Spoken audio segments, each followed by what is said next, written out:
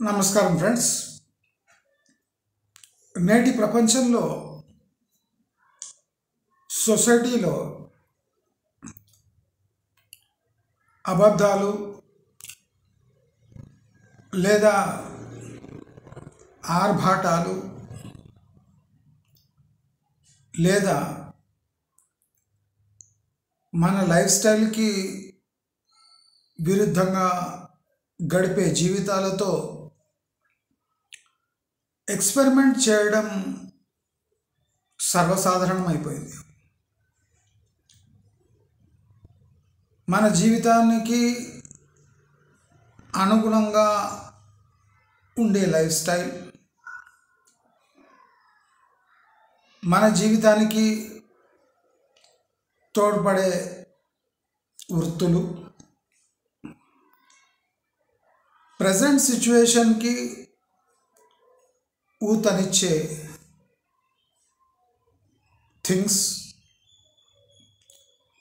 వీటిని అడాప్ట్ చేసుకొని జీవితం గడిపే ప్రయత్నం జనాలు చేస్తలేరు. పక్కవాడి జీవితం సక్సెస్ అయిన పాయింట్స్ తీసుకొని తన జీవితంలో అడాప్ట్ చేసుకునే ప్రయత్నం, గట్టి ప్రయత్నమే చేస్తుంది సొసైటీ. జీవితం అంటే నీ సొంతం. జీవితం అంటే సమాజంతో ముడిపడి ఉండొచ్చు, కానీ ఒక పాయింట్ వచ్చేసరికి అది టోటలీ పర్సనల్. మీకు అనుభవంలోకి వచ్చిండొచ్చు. ఆర్థికంగా ఒక పాయింట్ ఎలా వస్తుందంటే ఎవరు ఆదుకోరు. అలాంటి పాయింట్ మీ జీవితంలో చాలా వచ్చిండొచ్చు. అప్పుడు మీ మనసులోని భావన ఏమంటే, ఈ సొసైటీలో బతికి ఏం లాభం, ఈ సొసైటీ మన కష్టాల్లో ఆదుకొని సొసైటీ మనకెందుకు, అసలు సొసైటీకి మనకి మన సంబంధం ఉందా, మనం ఈ సొసైటీ కోసం ఎందుకు పాకులాడాలి, మనతో మోసం జరిగినప్పుడల్లా మనం ఈ విషయాన్ని బలంగా నమ్మి క్షణాల్లో మర్చిపోతాం. ఈ బలంగా నమ్మటం ఏంది,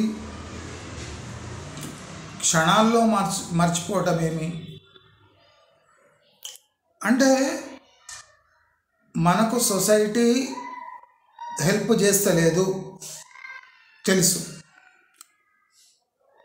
మనం అనుకున్న విధంగా సొసైటీ నడవదు బాగా తెలుసు, సొసైటీకి అనుగుణంగా పోతే మనం నాణ్యమైన జీవితం గడపలేము తెలుసు, సొసైటీకి అనుగుణంగా వ్యవహరిస్తే మన జీవితం మన చేతిలోంచి జారిపోయినట్టే ఉంటుంది జన్మంతా అని తెలుసు. సొసైటీ హ్యాండ్ ఇచ్చినప్పుడల్లా ఈ సొసైటీని పట్టించుకోవద్దు, మన బతుకు మనం బతకాలి, టైం వచ్చినప్పుడు ఎవరు సహాయపడరు అనేది ఒక గట్టి భావన మన దాంట్లో కొన్ని క్షణాలు, కొన్ని రోజులే ఉంటుంది. తర్వాత మళ్ళీ మనం సమాజంలో భాగమైపోతాం. అలా కావడం తప్ప అని ఒక ప్రశ్న వస్తుంది. తప్పు కాదు, కానీ మీ అనుభవం ఏం చెప్తుంది, ఒక పాయింట్ వచ్చేసరికి మీకు సమాజం తోడ్పడదు అని మీ గట్టి భావన కొన్ని గంటలో కొన్ని రోజులో ఉంది. మరి ఆ భావన సంగతేమి, ఆ క్షణాల సంగతేమి, మీకు సమాజం హెల్ప్ చేయని రోజులేమి, ఆ రోజులకు, ఆ క్షణాలకు, ఆ గంటలకు విలువ లేదా? ఆ గంటలు, ఆ సమయాలు, ఆ దినాలు మీ జీవితాన్ని మార్చలేదా? మార్చినాయి. మరి ఆ ఘటనలను అంత త్వరితగతిన మీరు ఎలా మర్చిపోయారు?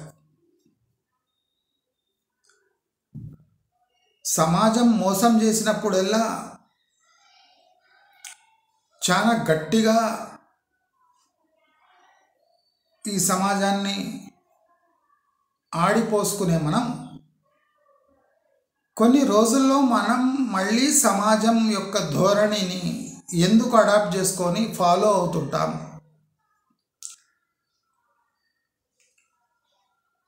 ఇప్పుడు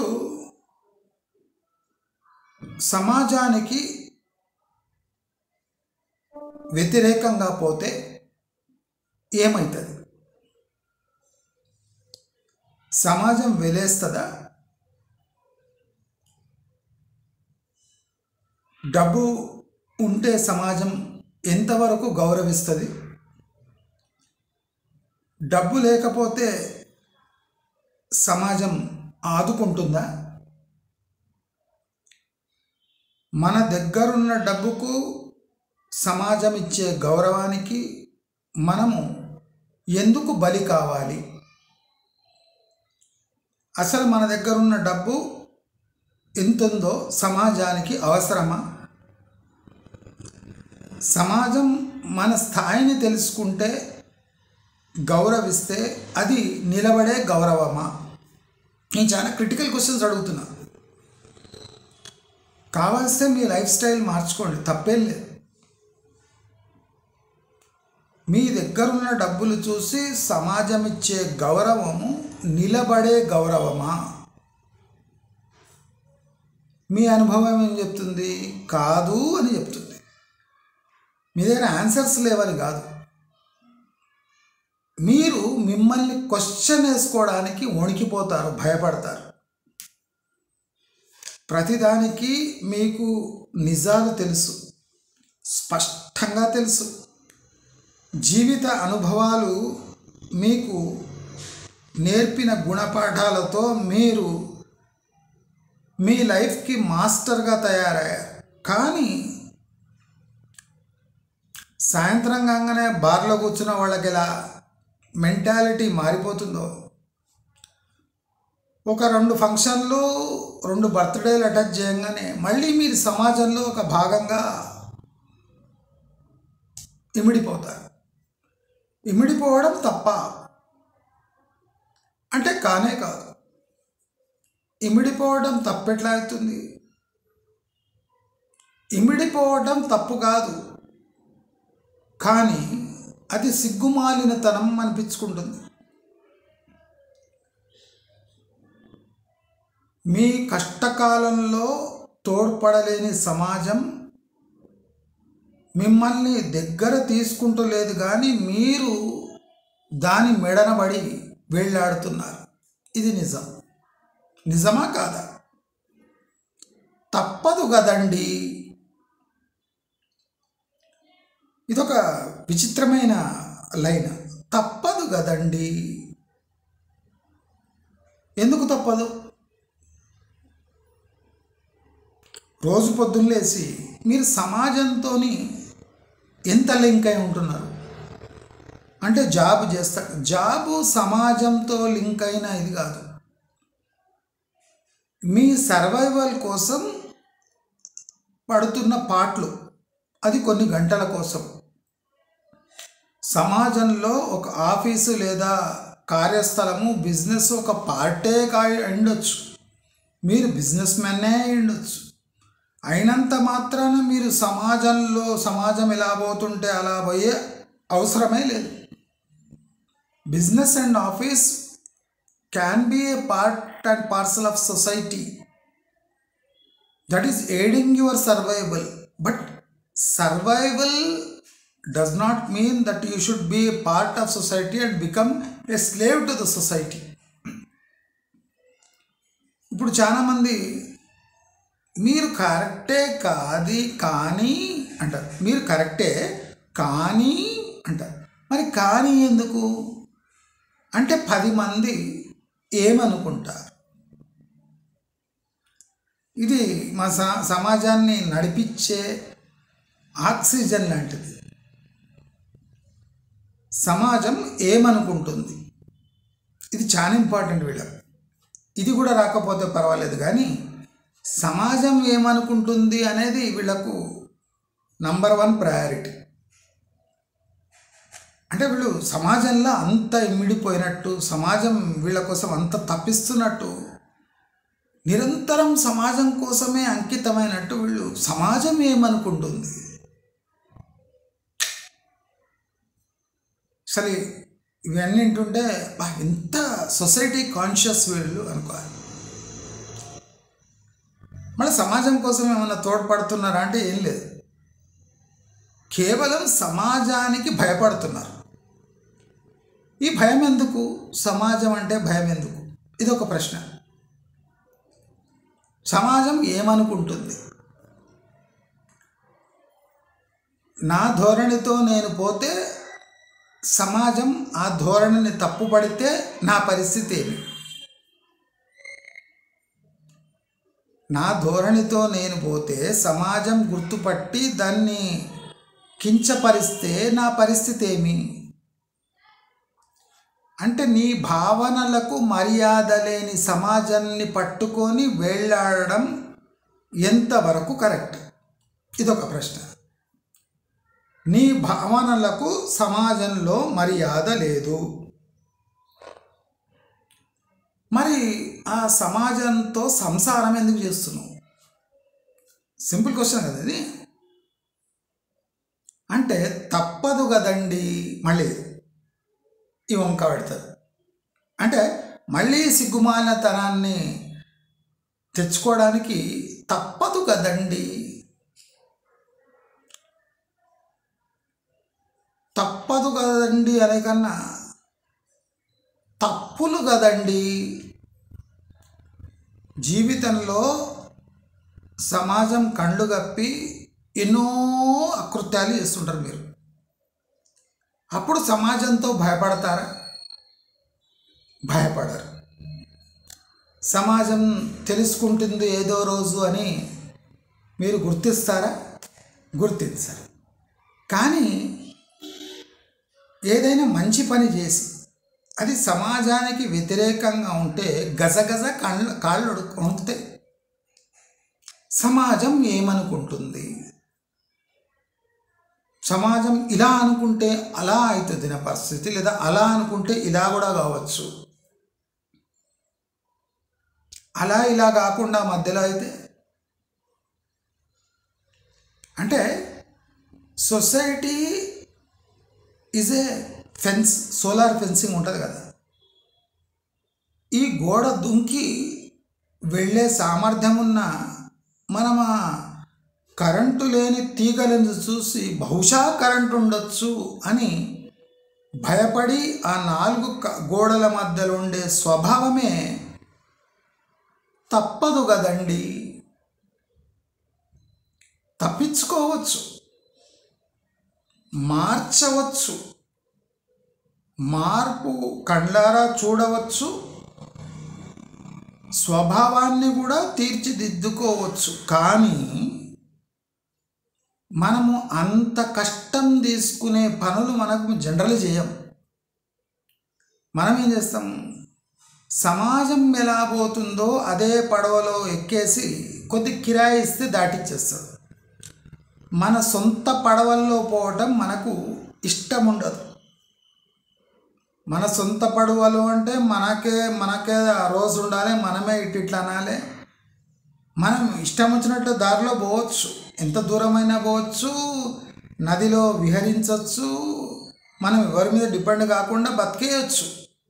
కానీ మనకెప్పుడు ఈ కిరాయి మీద బోట్లలో ఎక్కే అలవాటు. అంటే పర్యాటక బోట్లు ఉంటాయి కదా, వాడు గంటలో అక్కడ దింపుతాడు, గంట సేపు చూసుకొని మళ్ళీ వచ్చేయండి అంటాడు. మనకు అటువంటి బోట్ సిస్టమ్. అదే మన సొంత పడవ వేసుకొని గంటలు గంటలు అక్కడ గడిపి మంచిగా తిని ఎంజాయ్ చేసి మనం ఇష్టం వచ్చినప్పుడు మనం రావడం మనకిష్టం లేదు. అందరూ సమాజం అనే బోట్ ఎక్కుతుంటే మనము మన బోటు చిన్న బోటు తయారు చేసుకొని దాంట్లో పోయి మనమే ఇట్లా అనుకుంటా దేవుకుంటా అక్కడ పోయి ఈ కష్టం ఎందుకు తీసుకోవాలి? అందరు ఎక్కుతున్నా ఆ ట్రిప్పు కొట్టే బోట్లో ఎక్కేస్తే అయిపోయాయి కదా. కొన్ని గంటలు మీరు చూడండి, ట్రిప్పులలో పోయేటోళ్ళు వీళ్ళు పోయేటోళ్ళు 10 మంది కోసం పోతారు, వాళ్ళ తృప్తి కోసం పోరు. అంటే రేపు టూర్కి పోయినామంటే ఆ ఫోటోలు అప్డేట్ చేయాలి. ఎక్కడెక్కడ పోయినామని ఫ్రెండ్స్ ఫ్యామిలీ మెంబర్స్కి అసూయ కలిగించేటట్టు ఆ ఫోటోలు చూపించాలనే తాపత్రయానికి టూర్కి పోతారు. ఇప్పుడు ఫర్ ఎగ్జాంపుల్ మనం తిరుపతి పోయినాం, పోయేదేమో నార్మల్గా, వచ్చేది గుండు కొట్టించుకొని. అంటే సెల్ఫీలు అవసరం లేదు, రాగానే గుండు చూడంగానే యాదగిరిగుట్టనా తిరుపతి అని అడుగుతాం. ఎందుకంటే క్షౌరం చేయించుకున్నామంటే బహుశా అక్కడ పోయొచ్చిండ్రు అని అర్థం. కానీ వేరే పర్యాటక స్థలాలకు పోతే అక్కడ గుండు కొట్టించుకోము కనుక 10 మందికి తెలియదు మనం ఎక్కడ పోయినాం, మనం ఏ హోటల్ తిన్నాం, మనం ఎంత సొమ్ము వృధా చేసినాం, మనం 10 మంది కోసం అనవసరంగా ఎన్ని ఫోటోలు దిగినాం, అది లోడ్ చేసినాం, ఎంతమంది అసూయతో మనల్ని తిట్టుకుంటున్నారు, ఎంతమంది దగ్గర మనం డబ్బు తీసుకొని విహారయాత్రలకు పోయినాం, మన దగ్గర అసలే డబ్బు లేదని ఎంతమందికి అప్పు ఇవ్వకుండా విహారయాత్రలకు పోయినాం. వాళ్ళంతా తిట్టుకోరా? మొన్న అడిగితే పైసలు లేవన్నారు, వాళ్ళు విహారయాత్రలకు పోతుండ్రు, ఎక్కడి నుంచి వచ్చింది పైసలు, మనం అడగంగానే ఈ ఏడు ఈ బడప అని తిట్టుకుంటారు. అంటే నీవు హ్యాపీగా ఉండే క్షణాలు పంచుకుంటున్నావని నీ భావన, కానీ నీ సంతోషకరమైన క్షణాలను చాలామంది అసహ్యించుకుంటున్నారని నీకు తెలిసినా తెలియనట్టుంటావు. నీవు విహారయాత్రకు పోయి వస్తే ఎవడు సంతోషించాడు. అప్పుడు జాగ్రత్తగా ఉండే, ఇప్పుడు డబ్బులు ఆడుతున్నాయి విహారయాత్రలకు పోతున్నారు, డబ్బులు లేకున్నా అప్పు చేసి మరీ విహారయాత్రలకు పోతున్నారు. సొమ్ము ఒకటిది సోకొకటిది అని ఏమేమో మాట్లాడతారు. అంటే మీరు అనుకుంటున్న సంతోషకరమైన క్షణాలు ఈ సొసైటీ ఆమోదించదు. ఇప్పుడు మా బాబును నేను 3 years జిల్లా పరిషత్ హై స్కూల్ వేసి 10th కంప్లీట్ చేయించిన, 521 వచ్చినాయి మీ అందరికి చెప్పిన. ఇప్పుడు చాలామంది వెటకారంగా ఏమంటారంటే మీ బాబుని ఇంకా గవర్నమెంట్ స్కూల్ కాలేజీలోనే వేస్తారు కదా, ఎందుకంటే మీరు ఫీజులు కట్టడం మీకు ఇష్టం లేదు కదా, గవర్నమెంట్ స్కూల్లో అయితే ఫ్రీగా చదివచ్చండి బాబును. కొంతమంది అయితే మీ దగ్గర ప్రైవేట్ స్కూల్లో కట్టే డబ్బులు ఉన్నాయా అని అడుగుతున్నారు. అంటే సొసైటీ అంటే ఇంతే, నీవు తెలివిగల పని చేసినావు అని ఎవడు అంటలేడు. ఇప్పుడు ఇంటర్కి డబ్బులు ఉన్నాయా? ప్రైవేట్ స్కూల్లో కట్టించేంత డబ్బులు ఉన్నాయా? లేవా? లేకపోతే గవర్నమెంట్ స్కూల్ జూనియర్ కాలేజ్, మీ బాబు ఇంటెలిజెంటే కదా చదువుకుంటాడు. అంటే ఇప్పుడు వాళ్ళ పిల్లలు వాళ్ళ దిక్కు చూస్తే డోక్ వస్తుంది, మొత్తం కాపీ కొట్టి పాస్ అయ్యారు కొడుకు. కొంతమంది పిల్లలు అట్టర్ ఫ్లాప్ అయిపోయారు లైఫ్లో, చెప్పుకోలేరు, బయట చెప్పుకుంటే మర్యాద పోతుంది, కళ్ళ మీద పడుతుంది కక్కితే. కానీ వెటకార మాటలు మాత్రం మాట్లాడగలరు. నేను 3 ఏళ్ళు మా బాబుని హై స్కూల్లో వేస్తే 2 లక్షలు మిగిలినాయి నాకు. కరెక్టా? ఈ 2 లక్షలు నేను ప్రతి నెల 2% వడ్డీ అంటే 4,000. నేను అదే మిగిలిన 2 లక్షలు రొటేట్ చేస్తే నెలకు 4,000 వస్తాయి. ప్రతి నెల 4,000 ఫీజు కట్టి వాడిని ఎక్కడైనా జూనియర్ కాలేజీలో చదివించేస్తా ఫ్రీ ఆఫ్ కాస్ట్. ఈ 2 లక్షలు అట్లనే కంటిన్యూ అవుతుంటాయి. నేను ఆదా చేసిన 2 లక్షలు వాడికో 2-3 ఏళ్ళు 4 ఏళ్ళు ఫ్రీ ఎడ్యుకేషన్ కింద వచ్చేస్తుంది. ప్రతి నెల 4,000 వడ్డీ దానికి వస్తుంది. అలా నేను ప్లాన్ చేసుకున్నా. 3 ఏళ్ళు నేను ఉట్టి కూర్చోలే, 3 ఏళ్ళు దానికి ఎంత ఫీజు అవుతుందో అంత ఫీజు తీసి పక్కకు పెట్టి ప్రతి నెల 4,000 రూపాయలు వాడికి ఫీజు అరేంజ్ అయ్యేటట్టు మొత్తం ప్రిపేర్ చేసుకొని 3 ఏళ్ళు వాడికి గవర్నమెంట్ స్కూల్ వేసిన. ఈ సన్నాసులకు అంత బ్రెయిన్ లేదు, అంత దమ్ము లేదు, అంత బుర్రా పనిచేయదు కదా. మరి కదా మరి అంతేగా. ఎందుకంటే వీళ్ళకు పిల్లలపై భరోసా లేదు, వాళ్లకు దమ్ము ధైర్యం లేదు. పిల్లవాడు ట్యూషన్లు పెట్టినా, మంచి ప్రైవేట్ స్కూల్ వేసినా చదువుతాడనే భరోసా లేక చచ్చినట్టు కూలీ పనులు చేసిన వాడు కూడా ప్రైవేట్ స్కూళ్ళల్లో వేసి చేతులు దులుపుకుంటున్నారు. అంటే పిల్లలు కన్న తర్వాత ఫస్ట్ స్టేజ్లోనే చేతులు దులుపుకుంటున్న తల్లిదండ్రులు 95% ఉన్నారు. నేను చేతులు దులుపుకోలే, రిస్క్ తీసుకున్నా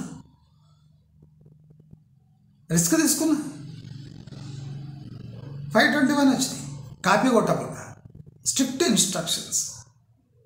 చదివే పిల్లగాడు కనుక కాపీ కొట్టాడు. ఎంత మంచి ప్రైవేట్ స్కూల్ వేసినా మొత్తం బుక్కులు పెట్టి రాయించారు, అర్ధగంట స్పేర్ టైం తీసుకొని. అది తల్లిదండ్రులు కూడా యాక్సెప్ట్ చేసుకుంటారు. పొట్ట పొడిస్తే అక్షరం రాని పిల్లగానికి 99 వచ్చినాయి, 95 వచ్చినాయి. ఎట్లా వచ్చినాయి? తల్లిదండ్రులకు తెలియదా వాళ్ళ పిల్లగాడి కెపాసిటీ ఏముందో? కానీ వాళ్ళ స్కూల్ కెపాసిటీ ఏముందో వాళ్ళ తల్లిదండ్రులకు తెలుసు. మీరు రిస్క్ తీసుకొని వేసినారు కాదండి, నేను కాదనను. కానీ ఏంది?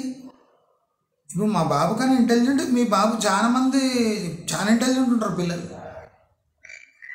వాళ్ళని గవర్నమెంట్ స్కూల్లో ఏమని అంటలేను, నన్ను క్రిటిసైజ్ చేయొద్దు. ఎందుకంటే మీకు ఆ దమ్ము ధైర్యము గోటీలు లేవు కనుక. మీ ఎంత చదువుకున్నా ఆ చదువుకు మీకు తెలిసిన విలువ అంతే గనక మీరు చేయలేకపోయారు. అంటే మీకు దమ్ము లేదని అర్థం, నాలో తప్పు ఉందని అర్థం కాదు. నా తప్పుకు మీ పిరికితనానికి చాలా వ్యత్యాసం ఉంది కదా. మీలో పిరికితనం ప్రస్ఫుటంగా ఉంది. కాన్ఫిడెన్స్ లేకపోవటం మీ జీవితంలో సహజ లక్షణం. కాబట్టి ఏదైనా రెవల్యూషనరీగా థింక్ చేయలేకపోతున్నారు.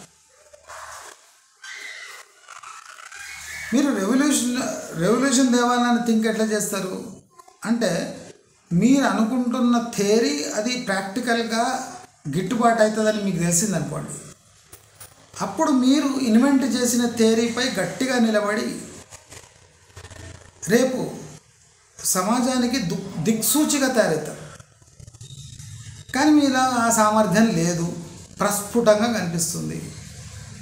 అంటే మీకే మీ థెరటికల్ నాలెడ్జ్పై డౌట్ ఉంటే రేపు ప్రాక్టికల్గా తప్పకుండా ఫెయిల్ అవుతుంది. కనుక మీరు ఆ సాహసం చేయలేకపోతున్నారు.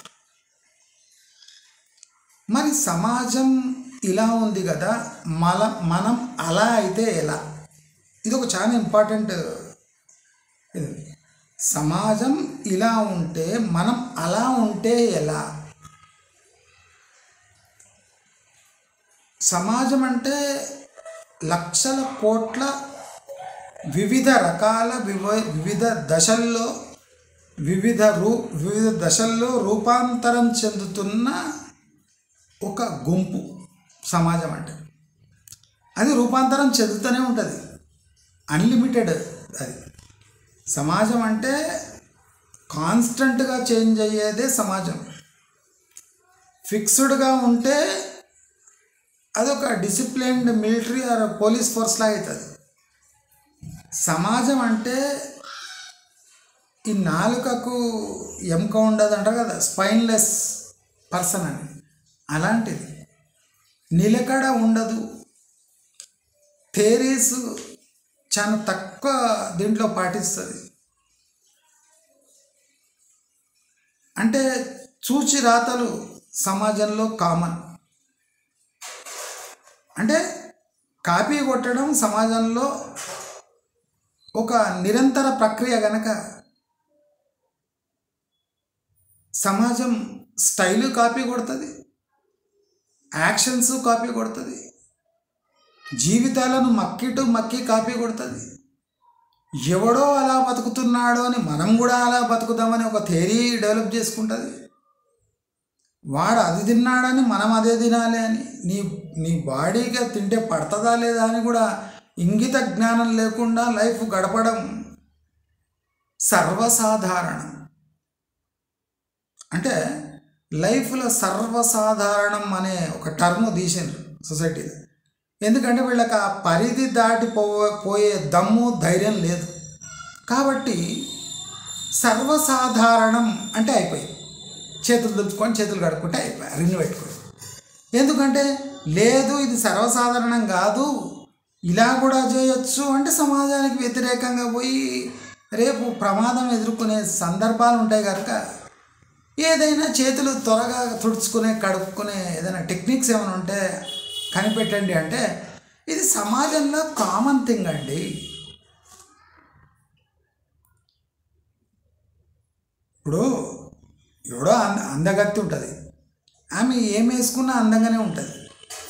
నీ ఏ కలర్ చీర తొడిగినా అందంగానే ఉంటుంది.